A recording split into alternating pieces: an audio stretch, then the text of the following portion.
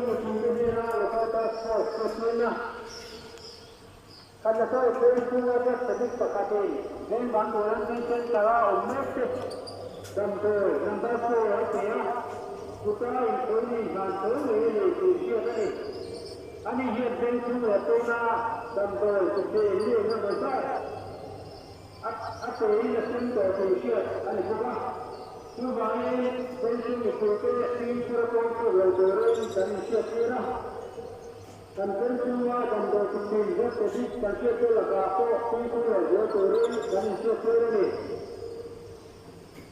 Karena semua lagi, karena tahu benci mengikuti lembaga siapa.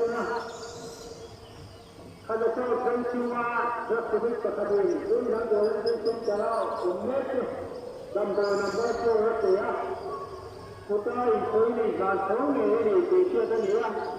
Ani hier bentuk atona number ini mana? Apa ini akan dicoba hari lama. Supaya bentuk itu bentuk apa itu dan siapa ini. Dan semua number itu, jadi kan siapa lah apa bentuk yang dia dan siapa ini.